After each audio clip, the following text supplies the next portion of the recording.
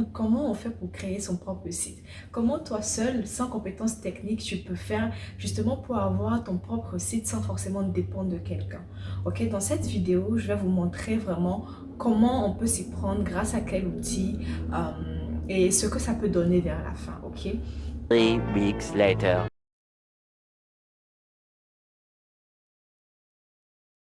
Hello la team, j'espère que vous allez bien, ok? Aujourd'hui, je vais vous montrer comment créer son propre site internet grâce à Shopify. Je sais que beaucoup de gens m'ont demandé en commentaire depuis même le début de cette chaîne, mais Fallon, comment on fait pour créer son propre site? Comment toi seul, sans compétences techniques, tu peux faire justement pour avoir ton propre site sans forcément dépendre de quelqu'un? Ok, dans cette vidéo, je vais vous montrer vraiment comment on peut s'y prendre, grâce à quel outil et ce que ça peut donner vers la fin, ok? Mais avant d'entrer dans le vif du sujet, ok, il faudrait que j'explique d'abord aux nouveaux qui ne me connaissent pas encore pourquoi cette vidéo et le processus en fait qu'on est en train de faire sur cette chaîne.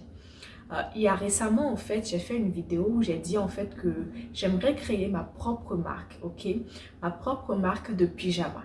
Ok, et l'objectif en fait c'était justement sur de long terme avoir une marque et pouvoir laisser un héritage en fait aux enfants, ok, c'était ça l'objectif.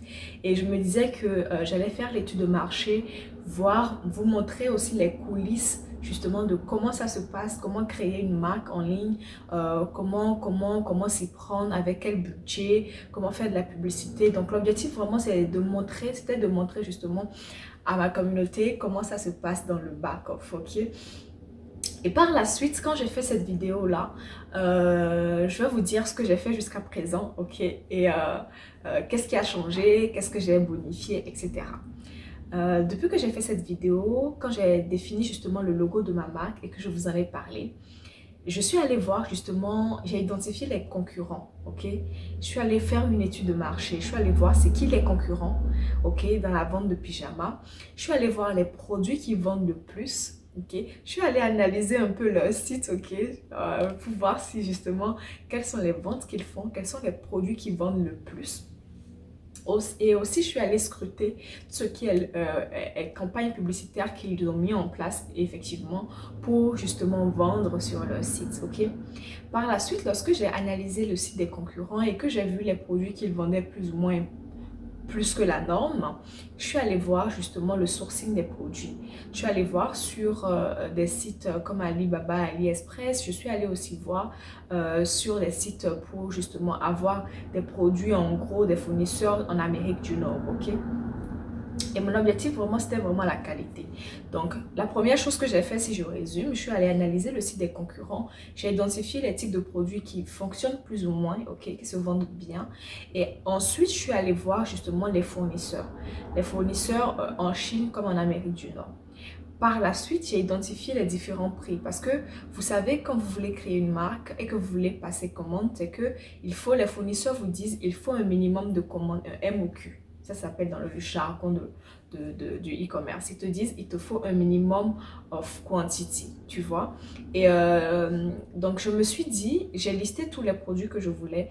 Pyjama homme, pyjama femme, pyjama enfant, avec des accessoires. J'ai mis dans un fichier Excel, j'ai mis le lien AliExpress, le lien du concurrent, j'ai mis le prix auquel moi j'aimerais vendre, j'ai mis le prix d'achat que le fournisseur en fait il est en train de me proposer.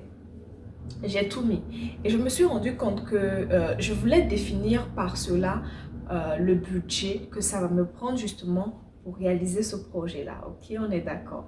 Donc, quand j'ai fait le point par rapport aux différents produits que j'ai identifiés et que j'ai fait le calcul, je me suis rendu compte que ce n'était pas moins de 5 000 $, 5 000 $ canadiens que je dois injecter dans ce projet-là.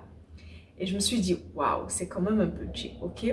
C'est quand même un budget pour un projet où je ne suis pas certaine que réellement je vais vendre les produits, ok? Vous comprenez?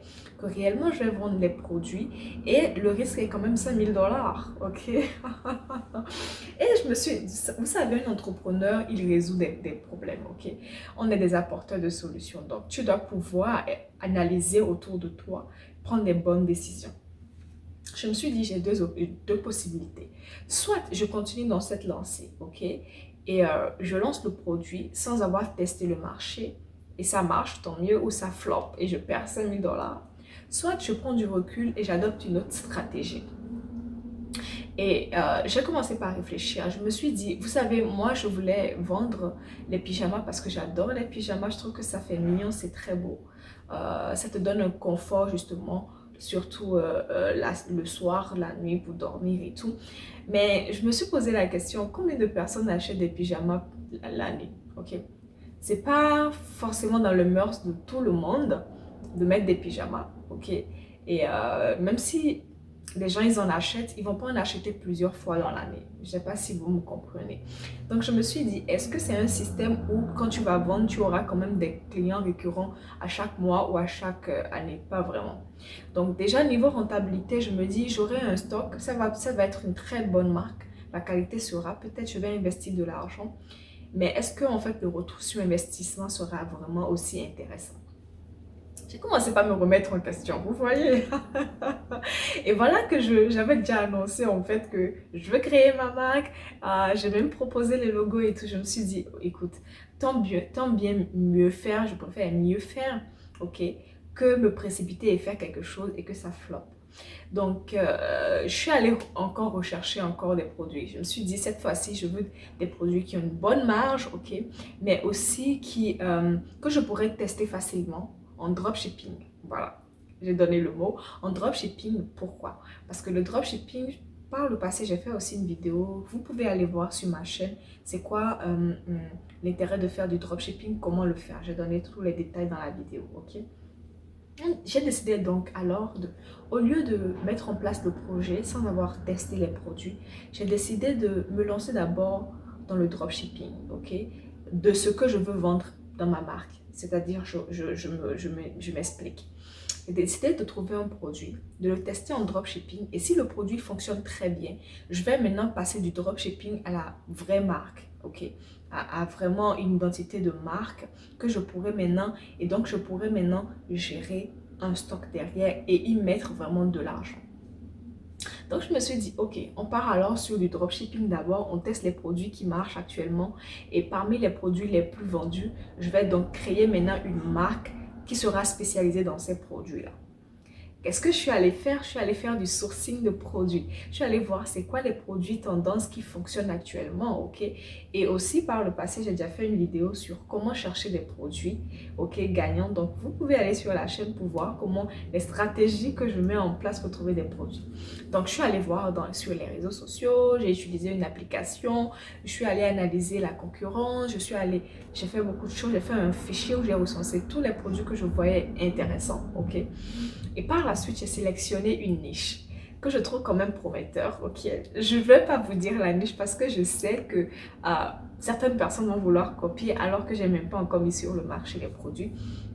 Donc, je ne vais pas vous dire c'est quoi les produits que j'ai sélectionnés. Par contre, je vais vous montrer comment je vais créer le site sans forcément vous montrer le lien du site. Voilà, je vais être un peu opaque, mais je vais vous montrer quand même pour que vous soyez à l'aise aussi à le faire. Et si ça vous convient, ben, je pourrais vous montrer comment je vais faire mes campagnes publicitaires. Moi, je vais ramener du trafic sur le site en dropshipping. Et justement, je vais vous montrer aussi combien de ventes j'ai fait pour démystifier un peu la chose de dropshipping. Là, je pense qu'il le faut, ok? Donc, finalement, je me suis dit, je me lance en dropshipping alors, je teste les différents produits, je vais voir ceux qui marchent. Et ceux qui marchent, justement, je vais en faire une création de marque. Donc, voilà ma stratégie, ok? Et je pense qu'elle est plus sage. Comme ça, au moins, je suis sûre de ce que je veux vendre et je sais que si j'achète un stock, j'ai déjà une clientèle qui est là, qui connaît déjà la boutique. Et donc, je pouvais me spécialiser vraiment en termes de marque, ok? Et donc, c'est ce que je vais faire. J'ai déjà trouvé, comme je vous ai dit, j'ai déjà trouvé le produit. Allez voir la vidéo de recherche de produits. Aujourd'hui, je vais vous montrer comment je vais faire pour créer le site. Ok, j'ai déjà une idée, du nom de mon site que j'aimerais bien. Ok, et on va switcher sur mon ordinateur pour que je vous montre les détails. Ok, allons-y. Donc là, ce qu'on va faire, je suis allée sur Google, ok. Je suis allée sur Google, j'ai tapé Shopify, ok. Vous allez voir dans les recherches qui vont sortir, vous allez voir en fait le premier lien c'est Shopify. Moi, je vais cliquer sur créer votre site web, ok. Et vous allez voir ici, ça c'est la page de Shopify où ils expliquent justement comment vous allez faire pour utiliser l'application à bien, c'est quoi les tarifications, les ressources, etc. Ok, moi je suis dans l'onglet vendre, ok, vendre et je vais démarrer l'essai gratuit. Ok, on va continuer. Donc là, il me demande qu'est-ce qui vous décrit le mieux? Est-ce que je suis un marchand en ligne ou hors ligne? Est-ce que je démarre à peine? Ok, je vais mettre je démarre à peine. On va faire comme ça. Ok. Il dit sur quel canal souhaitez-vous vendre? Moi, j'aimerais une boutique créer un site web entièrement personnalisé. J'aimerais aussi trouver des clients sur les réseaux sociaux. Ok. Là, je ne vends pas encore en magasin parce qu'on est d'accord, la stratégie, c'est que je vais d'abord faire du dropshipping. Et si ça fonctionne, je vais faire une création de marque. Et là, bon, je pourrais gérer des magasins. Ok, voilà.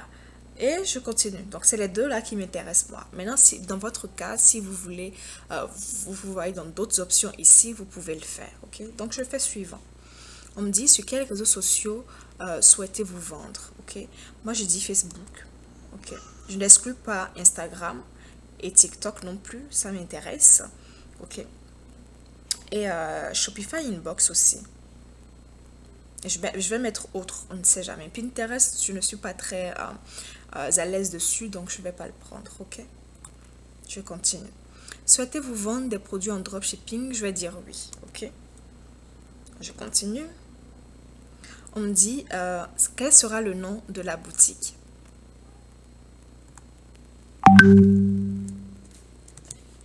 Je pense que je vais mettre le nom, mais je vais le flouter après parce que pour pas que les gens identifient ça, ok?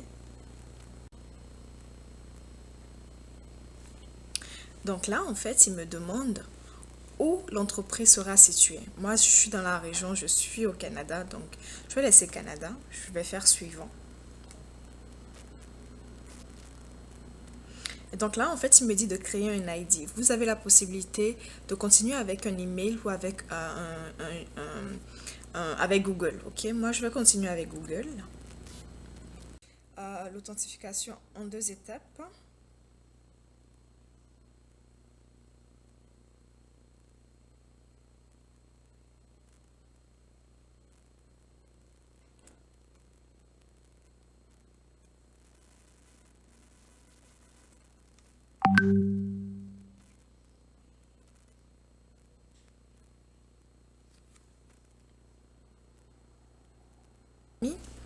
Je viens de mettre le nom en fait de ma boutique, ok?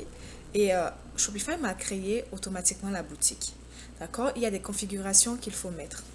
Mais vous pouvez déjà voir, avoir un aperçu de ce à quoi ça donne. Vous voyez, le site il est comme ça. Le site déjà il est comme ça. Et c'est à moi de mettre justement tout ce que je veux, ok? C'est à moi de mettre tout ce qui est navigation, ok, tout ce qui est bannière, tout ce qui est texte, etc. C'est à moi de customiser vraiment à ma sauce, ok. Je vais vous montrer, je ne vais pas rentrer dans le détail ici pour vous montrer tout, parce que je pense que ça va faire beaucoup. Je vais commencer par vous montrer un tout petit peu et après, bah, du coup, je vais vous montrer le résultat que ça donne plus tard, ok. Donc, en fait, ce qu'il faut faire lorsqu'on crée son site Shopify, les différentes étapes, ok. Vous choisissez le forfait ici, ok. Vous choisissez le forfait, vous avez jusqu'à 3 mois. Actuellement, Shopify vous fait en fait l'offre à 1$ le mois pendant 3 mois. Et après, vous passez à 35$ ou 38$, si je ne me trompe, ok. Vous convertissez dans la monnaie que vous voulez pour avoir votre propre monnaie. Hormis cela, lorsque vous choisissez le thème ici, vous allez au niveau des pages ici et vous renseignez tout ce qui est politique de confidentialité, tout ce qui est politique de retour, politique les conditions générales de vente. Tout ça, vous pouvez trouver sur Shopify. Si je fais comme ça, Shopify, politique de confidentialité. Ok. Vous allez sur Shopify. Voilà, générateur de politique de confidentialité, c'est gratuit. Votre adresse email, votre mot de passe, le nom de votre boutique et vous allez faire démarrer l'essai gratuit. Quoique vous êtes déjà dans l'essai gratuit, il va vous envoyer automatiquement tout ce qui est politique de confidentialité, politique nanani, politique, voilà. Donc, comme je disais, il faut trouver un nom pour sa boutique, il faut trouver le logo, ok, il faut trouver la bannière, les images, il faut trouver tout ce qui est politique de confidentialité, tout ce qui est conditions générales de vente, tout ça, il faut le faire. Présenter un peu comment se présente Shopify. Vous avez ici la partie accueil, ok. Dans la partie accueil, vous avez la possibilité justement de voir tout ce qui est configuration, votre niveau de configuration. Vous avez la possibilité de choisir un forfait, ok. Vous avez une partie qui s'appelle commande et c'est dedans en fait que lorsque les gens ils vont venir sur votre site et ils vont commander sur votre site, vous aurez justement la liste des différentes commandes et vous pouvez justement aller passer la commande si vous faites du dropshipping. Vous allez utiliser une application derrière que je vais vous montrer ou soit vous allez gérer les commandes vous-même si vous êtes une vraie marque, ok. Ensuite, vous avez la liste de vos produits ici, ok. Vous avez la liste de vos produits où il y aura tous vos produits que vous voulez vendre sur le site avec les détails des produits, les prix, etc. Vous avez aussi les clients, ceux qui achètent déjà et qui ont créé un compte dans votre boutique. Vous aurez justement accès à ces clients, à ces informations-là. Vous avez la possibilité d'analyser les données, c'est-à-dire de voir par exemple le nombre de ventes que vous avez fait aujourd'hui, le nombre de visites. Vous avez la possibilité de voir le taux de conversion, le nombre total de commandes que vous avez eues, etc. Okay. Vous avez aussi la possibilité de paramétrer les réductions, c'est-à-dire que vous voyez par exemple, lorsqu'il y a Black Friday, vous avez la possibilité de faire 50% off ou un produit acheté, un autre offert, etc. Vous avez la possibilité de paramétrer tout ce qui est réduction dans l'onglet réduction, ok. Et ici, vous avez Facebook et Instagram, vous avez TikTok. En fait, c'est les réseaux sociaux que vous vous rappelez dès qu'on créait le compte Shopify. Il nous a demandé justement, est-ce qu'on veut connecter, est-ce qu'on veut faire de la publicité sur des réseaux sociaux. C'est les réseaux sociaux qu'on a sélectionnés là qui vont figurer justement dans ce bloc-là de réseaux sociaux. Et donc, ça va permettre justement de connecter votre compte de management des publicités Facebook, TikTok, à votre boutique Shopify pour que justement ils puissent collecter toutes les informations et vous les fournir à temps réel. Vous comprenez? Pour ne pas que cette vidéo soit longue, je vais paramétrer tout ça et après je vais vous présenter ce que j'ai fait concrètement, ok? Bon, on se retrouve à tout à l'heure, ok? 3 weeks later.